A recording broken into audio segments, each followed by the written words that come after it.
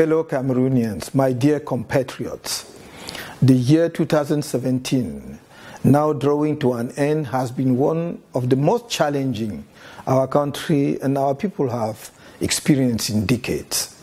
The rampant impoverishment of the overwhelming majority of Cameroonians is further compounded by a budgetary crisis that was foreseeable and by an unprecedented political crisis that henceforth involves the very survival of our country as a united nation rich in its cultural diversity inherited from colonization.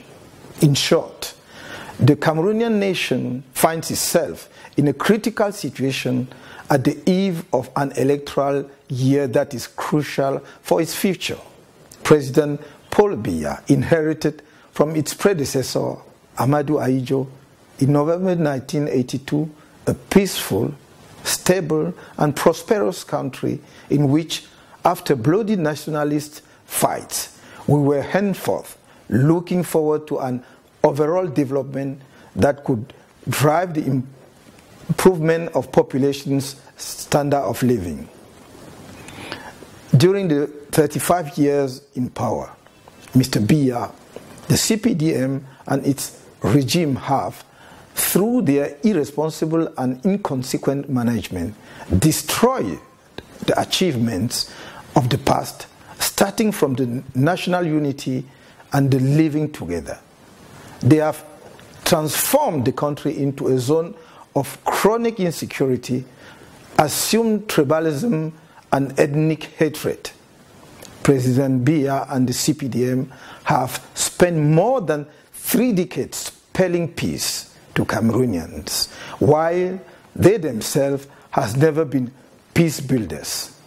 They don't have anything to offer anymore now that they have plunged the country into civil war after having decided to wage a war that was not necessarily a Cameroon war against Boko Haram. It is now clear to each Cameroonian citizen it is neither the president nor his regime that can preserve the unity of this country and the national harmony. Like most of his statements, especially rigor and moralization, President Biya spoke of national integration without believing in it. More than ever, the country is divided and the defense of its territorial integrity saw the help of a neighboring country in the last few years. This nation could not be humiliated so much. A nation that was the dominant force of Central Africa is henceforth doomed to looking back on its past glory with nostalgia. Those responsible for this nation drama are alive, and the Cameroonians people must neither forget nor accept that they hide behind the unacceptable formula, we are all responsible. Cameroon Renaissance Movement militants and sympathizers will forever be grateful for the sacrifices made by our brave defense forces and the courageous populations of the far north to make sure the Republic stands firm against the terrorists of the Boko Haram sect. It should be recalled that those sacrifices and suffering of soldiers and populations are the dramatic consequences of a serious political mistake made by the regime, which for 35 years has chosen to abandon to diverse predators entire parts of the national territory and the populations that live therein. In fact, busy as it was to protect itself against the people, Mr. Biya's regime forgot that the country has borders that needed to be protected. Preferring political corruption to far-sighted and responsible management of the northern part of the country, the regime placed all its bets on the elite that is indeed under its influence. These CPDM elite specialized in the fabrication of electoral results that are totally unrelated to local political realities. They use and abuse diverse forms of terror to subjugate the population of those parts of the country. With their support, President Biya has patiently and cynically built a breeding ground for insecurity that the Boko Haram terrorists have just been exploiting. To the brave populations of the northern part of the country, where famine threatens close to 3 million of our compatriots, and particularly the stricken population of the far north, to soldiers who, at the expenses of their lives, have so far preserved the integrity of the national territory against those barbarous and modern time, the CRM and myself extend our eternal gratitude, our solidarity, and our renewed encouragement. My dear compatriots, while the country was still after the Boko Haram terrorists in the far north, the Anglophone question dealt with in the CRM vision for Cameroon since its creation in 2012 has raucously forced its way into the national political agenda from October-November 2016. The denial of the government, followed by its arrogance, by the excessive use of force, judicial terror, mass punitive military operations with ensuing massacres of unarmed populations, have succeeded in transforming legitimate political and social grievances of the northwest and southwest population into revolt against the regime and finally into a civil war. I reiterate my absolute condemnation and that of the Cameroon Renaissance Movement of any secession project in Cameroon. Likewise, I condemned violence in all its terms and all its forms, be it the violence by armed and security forces against unarmed populations, even if the latter will express political demands, or the violence by members of secessionist groups that either target soldiers fulfilling their mission of security and protection of the integrity of the national territory, or populations and leaders who reject extremism. At the CRM, we cannot help feeling that a political agenda is hidden behind the civil war that President Biya has succeeded in imposing on the Cameroonian people, notwithstanding the well-meant and patriotic advice that we gave him, both publicly and informally. Advice from many other national political actors, from friendly countries of Cameroon, and from diverse international organizations, especially the United Nations. In fact, any attentive observer is, to say the least, disturbed by the essentially warlike attitude of the President of the Republic and his government in a purely political matter which, on top of that, is in fact just the consequence of his willful and irresponsible refusal to implement regionalism inscribed in our Constitution of 18 January 1996.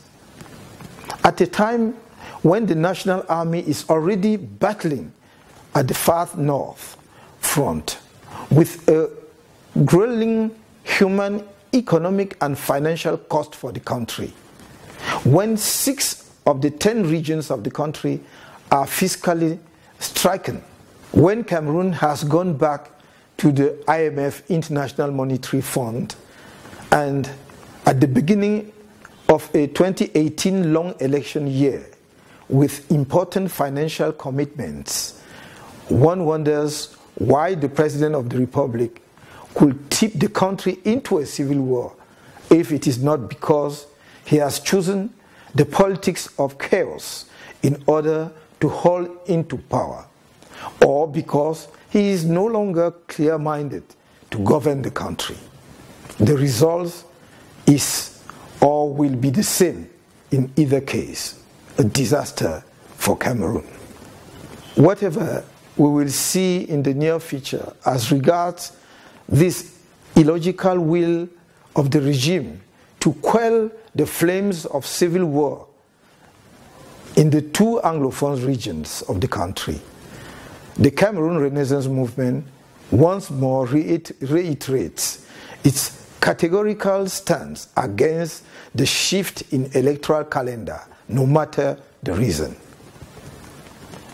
A wanted war provoked and fueled by the regime, which fears to defend its records of 35 years of unchallenged rule, coupled with its recurring mistakes against the people that is now ready to shake off the yoke of dictatorship, could not in any case be invoked to justify the total or partial postponement of the elections scheduled for 2018.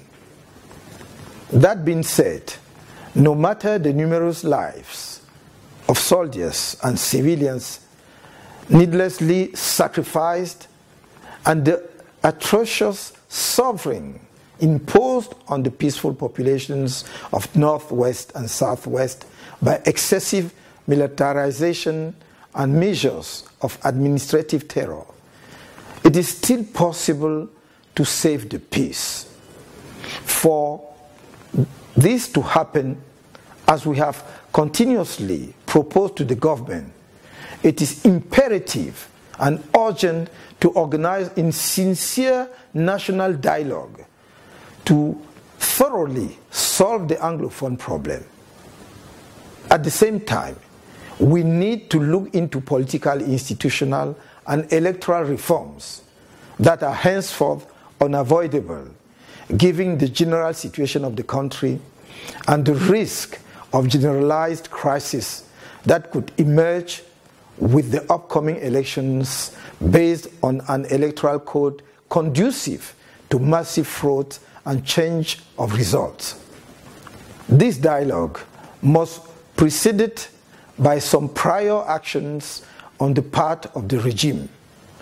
Release of persons detained and prosecuted under the Anglophone crisis.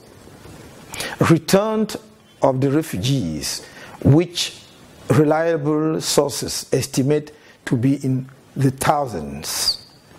An address by President Biya to our Anglophone compatriots in relation to the humiliation that have been unjustly imposed on them since November 2016. A visit of the President of the Republic in the two regions, during which he will, if only as a matter of form, discuss with Anglophone compatriots in English their grievances and their unhappiness, as they have, without discrimination, endured all sorts of insults, terrorists, dogs, bandits, etc., from important personalities of the regime. And those personalities have never been at least called to order.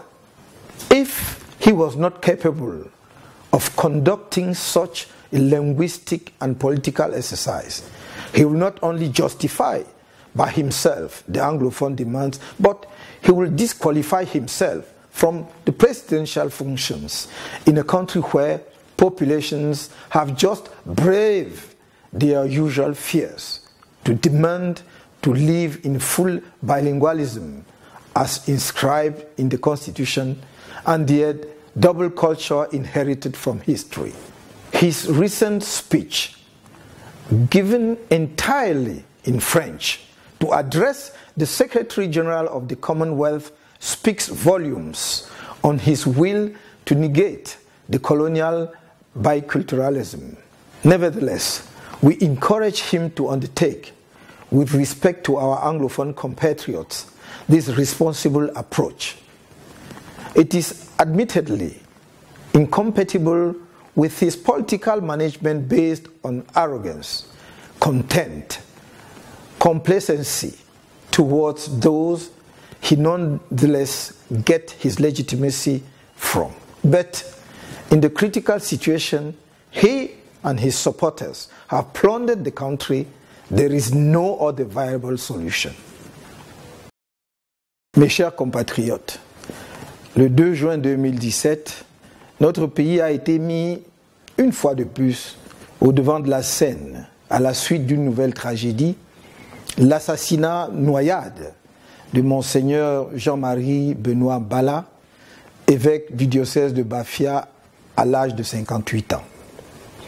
Comme souvent par le passé, notre révolte est restée muette face à ces actes inqualifiables du régime RDPC et ses pratiques ténébreuses.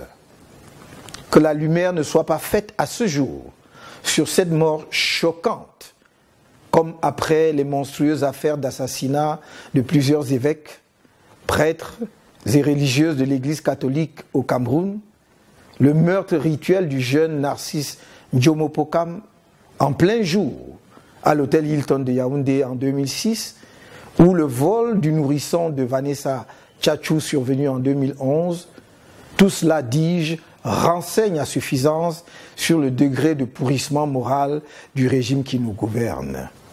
Un an après le désastre des ECA, du 21 octobre 2016, la douleur des familles et amis des victimes demeure profonde et à vrai dire, le peuple camerounais tout entier reste bouleversé dans son silence.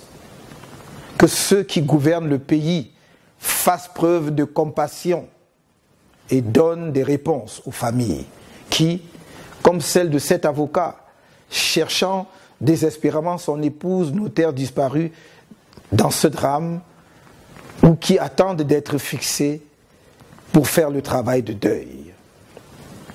Un pouvoir ne peut montrer autant de légèreté et d'indifférence devant tant de malheurs et de souffrances des populations dont il a la charge. Chacun de nous doit former dans son cœur la résolution de mettre un terme à un tel régime à l'occasion des échéances électorales à venir, car nul n'est à l'abri de telles dérives meurtrières. Mes chers compatriotes, sur le plan économique et social, la situation du pays est, il faut le dire, désastreuse.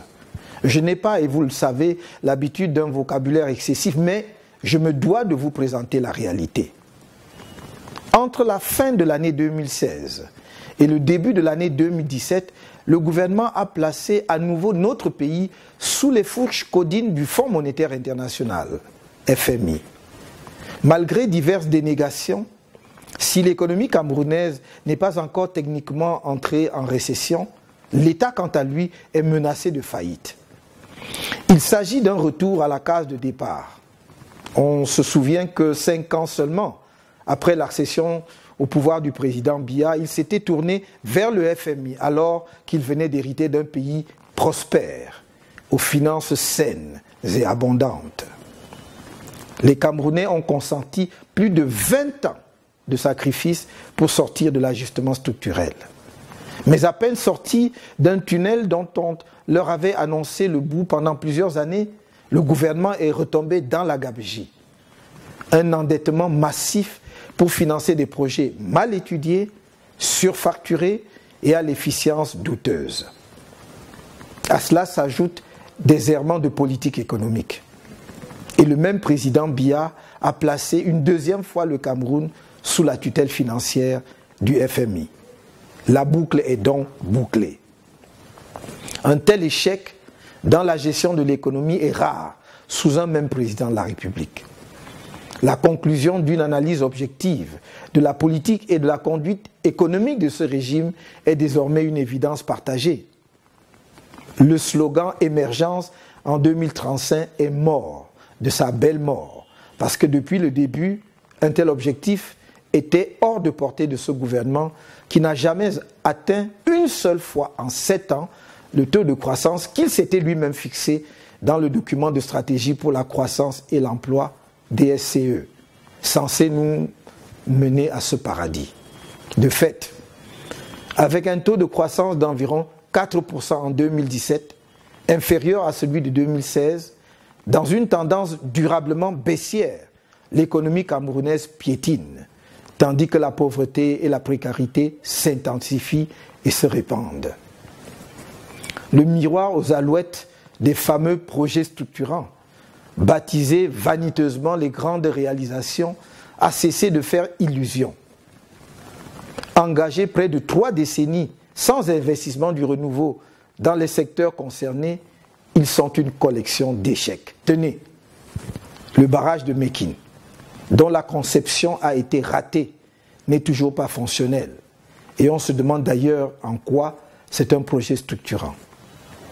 Le barrage de Memvele, construit sans raccordement au pôle de consommation, est perdu au milieu de nulle part et produira en tout état de cause une énergie hors de prix. Le barrage de Lompangar, qui n'a fait l'objet que d'une mise en eau partielle, tarde à produire les effets escomptés sur la production de l'énergie dans notre pays puisque les coupures d'électricité ne cessent de s'accentuer. Le port en eau profonde de Kribi, un éléphant blanc estimé à quelques 800 milliards de francs CFA, n'est toujours pas opérationnel pour la partie dite achevée et sera surdimensionné lorsqu'il sera complètement terminé, puisque prévu pour traiter 100 millions de tonnes, alors que de grands ports africains comme Tanger Med au Maroc et Abidjan en Côte d'Ivoire traitent respectivement 45 millions et 25 millions de tonnes. La construction de l'autoroute Simalène-Yaoundé, sur une distance d'à peine 15 km, est à la peine. Quant à l'autoroute Yaoundé-Douala, elle est abandonnée. Non seulement les 60 premiers kilomètres, annoncés depuis des lustres, ne sont pas achevés, mais ils commencent et se terminent au milieu de nulle part, en pleine forêt. Bien plus grave, sa construction bat le record des prix, car elle coûte 7 milliards de francs CFA par kilomètre, alors que le kilomètre ne devrait pas dépasser les 2 milliards. Sur le plan social, malgré la propagande gouvernementale, les principaux indicateurs du niveau de vie des Camerounais montrent une forte régression d'ensemble. À l'échéance butoir de 2015, le pays n'avait atteint que 2 des 17 cibles des objectifs du développement durable, ODD. Et à l'échéance de 2020, on espère au mieux l'atteinte de la moitié de ces cibles. Suivant les données de l'Institut national de la statistique, le régime actuel a produit environ 2 500 000 pauvres en plus depuis 1987. Le nombre total des pauvres atteint 8,1 millions de personnes. La région la plus touchée du pays étant l'extrême nord, où la pauvreté atteint 74% de la population. L'espérance de vie est en recul et est estimée à 56 ans. Le sous-emploi atteint 70% de la population en âge de travailler. Le secteur informel, avec une faible productivité, occupe près de 90% des travailleurs. Dans le domaine de la santé, notre pays enregistre environ 600 décès pour 100 000 naissances, alors que des pays bien moins nantis font nettement mieux, notamment 550 pour le Niger, 345 pour le Burkina Faso, 45 pour le Cap-Vert. À peine 3 naissances sur 5 dans notre pays sont assistées par un personnel qualifié, alors qu'on en est à plus de 4 sur 5 dans la plupart des pays du monde. 2 Camerounais sur 100 seulement bénéficient d'une assurance maladie. Le nombre de personnes ayant un accès à une eau consommable est dérisoire. Le nombre total d'abonnés à l'eau potable était de 500 000 en 2016, alors qu'il est de plus de 700 000 dans un pays comme le Sénégal, qui a un tiers moins de population que le Cameroun. S'agissant des logements, le déficit est abyssal. On l'évalue à 1 500 000 unités, cependant que la Société immobilière du Cameroun, SIC, n'a produit que 14 000 logements en 65 ans, soit en moyenne 215 logements seulement par an.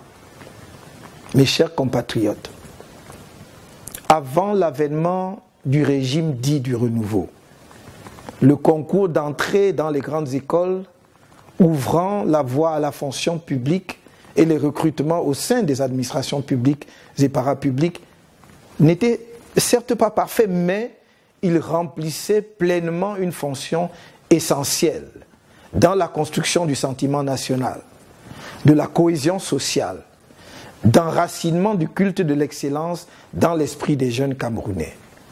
Ils jouaient en outre le rôle crucial d'ascenseur social qui permettait aux enfants issus de familles modestes de se hisser par leurs efforts et leurs mérites dans les sphères élevées de l'administration, rendant ainsi possible la matérialisation pour tous du grand rêve républicain.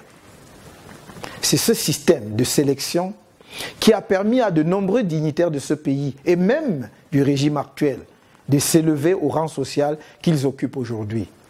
Mais après avoir traversé la rivière, ils ont cassé le pont derrière eux. Le régime Biya-RDPC a tué ce rêve. Désormais, un jeune Camerounais ne peut entrer à l'ENAM, l'IRIC, aux écoles normales, aux facultés de médecine, à l'école de police, à l'EMIA, aux écoles polytechniques et j'en passe, que s'il porte certains patronymes, ou s'il a de l'argent pour s'acheter son succès, ou s'il est le protégé d'une personnalité du RDPC. Les concours sont organisés pour la forme, les résultats étant connus à l'avance. Les dynasties administratives s'organisent. En effet, sans aucune gêne, ceux qui gèrent le pays sous ce régime mesurent désormais leur puissance politique au nombre de leurs progénitures et aux autres membres de leur famille qu'ils font inscrire comme admis au concours d'entrée dans les principales grandes écoles donnant accès à la haute administration. La relève dynastique est donc assurée. En somme, la corruption généralisée du régime a détruit le système éducatif camerounais, en particulier son système universitaire public, qui était l'un des plus performants et des plus respectés en Afrique, toutes régions confondues. Or, si l'on veut détruire un pays, il n'y a pas meilleur moyen de le faire que de détruire son système éducatif. Le recrutement et la promotion des enseignants des universités ont suivi la même pente. Il faut vraiment détester son pays pour laisser prospérer de telles pratiques, qui se déroulent au-dessus des autorités et dans l'impunité totale. Comme de toutes les formes de corruption qui gangrènent mortellement notre pays, le MRC s'engage à purger la société camerounaise de ce mal qui le mine depuis des décennies, si le peuple camerounais le portait au pouvoir à l'occasion des prochaines consultations électorales. Mes chers compatriotes, lors de son adresse à la jeunesse camerounaise, le 10 février 2016, le président de la République, Paul Biya, avait dévoilé le projet « Un étudiant, un ordinateur » qu'il inscrivait alors dans le cadre du plan spécial jeune. Dans le sillage de l'annonce présidentielle, le ministre de l'Enseignement supérieur annonçait que le gouvernement allait offrir aux étudiants des universités d'État et institutions privées d'enseignement supérieur inscrits au cours de l'année académique 2016-2017 500 000 ordinateurs. Ce n'est pas le lieu de s'attarder sur les pratiques délictueuses mises en place par le ministère de l'Enseignement supérieur et les universités d'État pour extorquer les fonds aux instituts privés d'enseignement supérieur dans cette opération, ni de s'interroger sur les critères qui seront finalement appliqués pour la sélection des étudiants bénéficiaires, eu égard au retard pris dans la livraison des ordinateurs, dont les premiers ne sont arrivés au Cameroun que le 22 décembre 2017, alors que les derniers sont annoncés pour juin 2018. Ce n'est pas non plus le lieu de s'attarder sur les conditions de passation de cet important marché public, initialement annoncé pour 75 milliards de francs CFA, mais qui, au prix unitaire de 300 000 francs, révélé par le ministre de l'Enseignement supérieur le 26 décembre 2017, devrait finalement faire de l'ordinateur Paul Biya probablement l'un des jouets électroniques les plus chers au monde. En effet, au prix unitaire officiel, le coût total de 500 000 ordinateurs s'élèverait alors à 150 milliards. À ce montant exorbitant, il faudra intégrer la rallonge pour l'équipement par Microsoft du système d'exploitation Windows 10, les frais de transport et les intérêts à payer à Exim Bank China. Au final, ces ordinateurs, ridiculement baptisés Paul Biya Higher Education Vision, coûteront donc près de 200 milliards au peuple camerounais. Ils sont achetés à crédit alors que le gouvernement fête la signature d'une humiliante convention de déblocage d'un prêt budgétaire de 112,83 milliards avec la Banque mondiale, négocié péniblement depuis un an. L'idée même de faire fabriquer à l'étranger, avec un prêt dont les termes sont occultes, des ordinateurs pour offrir à des étudiants inscrits au cours de la seule année académique 2017-2018 et non plus 2016-2017, consacre le manque de patriotisme du régime du renouveau, son incapacité à diagnostiquer puis à proposer des solutions aux problèmes sérieux de l'enseignement supérieur et de la recherche. En effet, après les étudiants inscrits pour l'année académique 2017-2018, ceux qui suivent sont d'office exclus de la vision pour l'enseignement supérieur du candidat Paul Biya, à supposer qu'il en est une. Comment ne pas relever que les étudiants qui reçoivent aujourd'hui joyeusement, avec 2 ans de retard, les fameux ordinateurs de marque Paul Biya sont les chômeurs de demain qui prendront, faute d'opportunités d'emploi, le sinistre chemin de l'émigration qui mène en Europe en passant par la Libye. Ils se jetteront, comme d'autres jeunes avant eux, dans l'aventure du désespoir où, malheureusement, certains finiront égorgés après que leurs familles ont été rançonnées et d'autres seront vendus ou traités comme des esclaves sous l'œil des caméras. Le constat est clair. En fait, les ordinateurs Paul Biya ne s'inscrivent pas dans une vision d'homme d'État, soucieux de s'appuyer sur une réforme pensée de l'enseignement supérieur pour arrimer son pays à la modernité, grâce notamment à la facilitation de l'accès de la jeunesse camerounaise aux technologies de l'information et de la communication. Il participe simplement d'une grossière et maladroite opération de marketing politique liée au lancement de sa campagne électorale. Ce triste constat ne peut laisser indifférents les citoyens de ce pays, en particulier sa jeunesse estudiantine, au nom de laquelle s'organise cette piteuse mascarade qui cache mal une vaste escroquerie.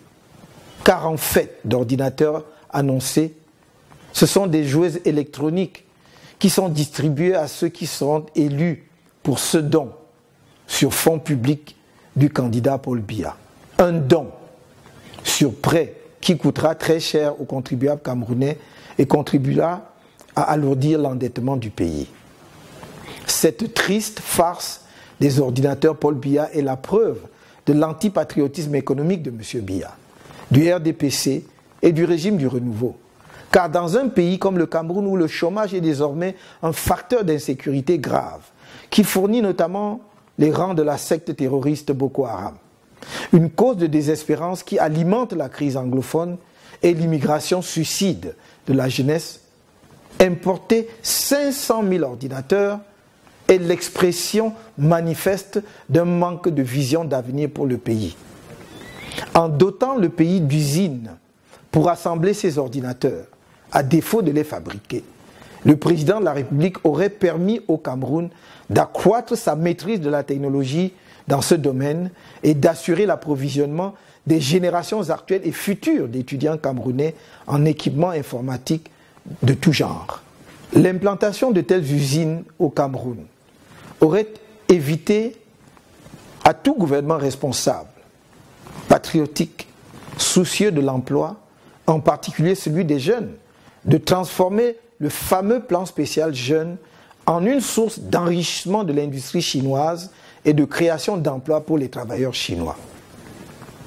En définitive, les ordinateurs Paul Biya sont la preuve que M. Biya, le RDPC et son régime n'aiment pas la jeunesse camerounaise, mais uniquement ce qu'ils peuvent tirer de cette jeunesse, à savoir l'instrumentaliser pour se maintenir au pouvoir et poursuivre leur enrichissement scandaleux et sans limite.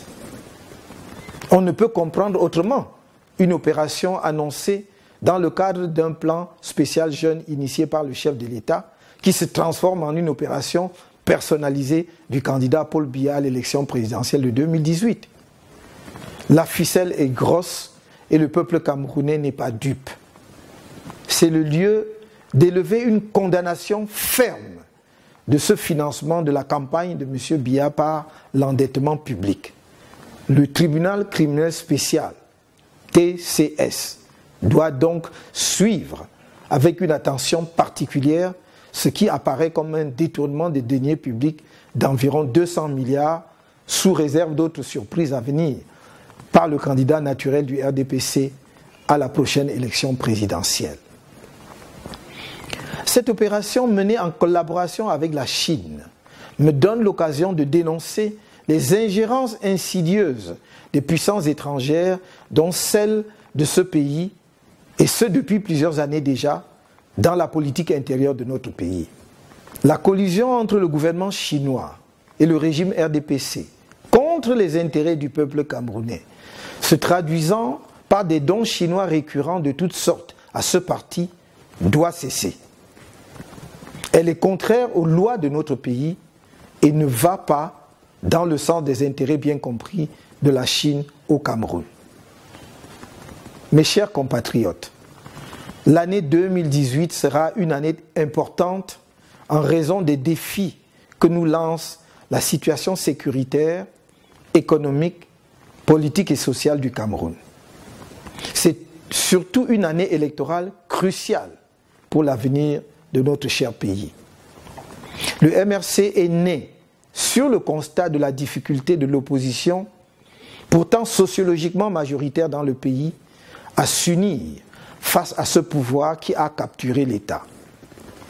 Aussi, notre parti a-t-il fondé sa stratégie sur l'union de toutes les forces réformatrices et du changement. Dans cette perspective unitaire, en 2015, notre parti a fait une offre politique écrite et personnalisée aux partis politiques et aux organisations de la société civile pour la mise en place d'un secrétariat technique commun chargé de travailler à la promotion des mesures consensuelles pour l'amélioration du code électoral dont le double scrutin du 29 septembre 2013 a montré les graves lacunes. Ces organisations n'ont même pas jugé utile d'accuser réception des correspondances à elles adressées, bien que notre démarche fût empreinte d'humilité. L'avenir du Cameroun et de notre peuple nous interpelle et doit être placé au-dessus de tout orgueil personnel. C'est pour cela que, surmontant l'indifférence des principaux leaders politiques de notre pays à nos démarches d'union, je vais engager, dans les semaines qui viennent, une campagne nationale de sensibilisation de ces derniers sur l'urgence de la mutualisation de nos forces afin d'offrir aux Camerounais l'alternance politique qu'ils attendent depuis bientôt 40 ans.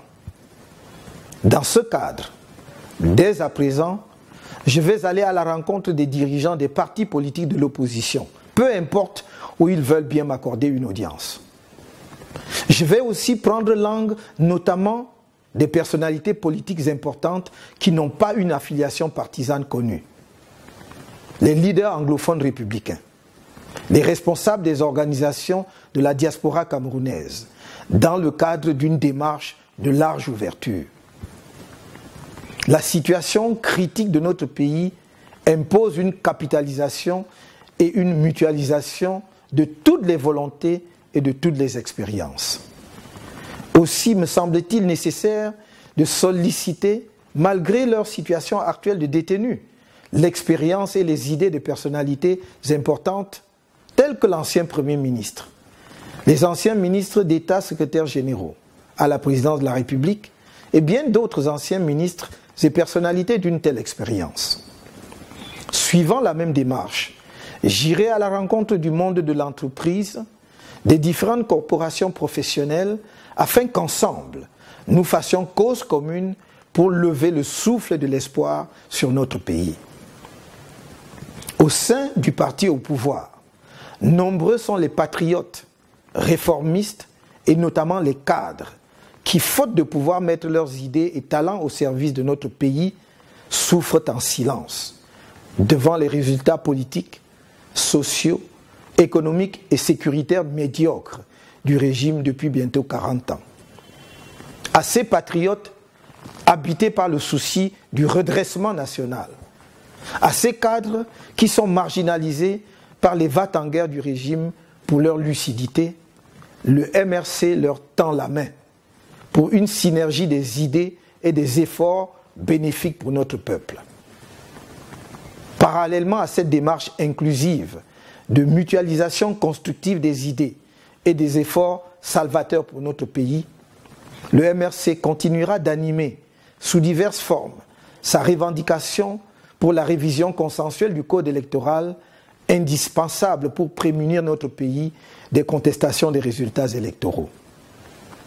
Mes chers compatriotes, au moment où le candidat naturel du RDPC lance sa campagne pour l'élection présidentielle de 2018, je me sens le devoir patriotique d'en appeler à votre vigilance et à votre ultime détermination pour mettre un terme à l'aventure tragique de ce président et de son régime de souffrance et de malheur qui ont détruit méthodiquement l'héritage économique et social florissant légué par son prédécesseur, anéanti nos rêves de développement, abaissé le Cameroun et son peuple talentueux, laborieux, digne et fier au rang d'une nation quelconque, sans relief, qui ne compte plus en Afrique et à plus forte raison dans le monde. Cet éternel candidat, qui veut être un président éternel, n'est finalement en action que lors de la campagne électorale et encore seulement en photo, à travers ses créatures et autres captifs de toutes sortes. Il est donc en route pour 2018 pour un mandat supplémentaire qui devrait lui permettre de totaliser à quelques années près un demi-siècle à la tête de l'État. Dear compatriots, I know you are tired of this old regime that can no longer offer much to you or to your children after 35 years of failures. So, I now invite you to make a firm resolution that it is not with you, with your vote, that Cameroon will become the laughing stock of Africa and the world in 2018. The key to change in our country are the voters' card and the vote. They are powerful tools for expressing our common will to turn the page of 35 years of rampant dictatorship, of nation deconstruction, and of economic and social collapse. Those of our compatriots who have not yet done so should rush to the electoral branches in their areas as from the 2nd of January 2018 to register on electoral list. It is the last opportunity that is offered to them before next year's elections. I count on their sense of patriotic duty to give themselves the means to participate in the first great democratic revolution that will take place in our country in 2018. Because with their vote, we will free Cameroon from this regime that has been destroying it, so that we could build a nation that will be supportive and attentive to the poorest, cohesive through living together, built on a sincere dialogue, and resolutely placed in the orbit of modernity.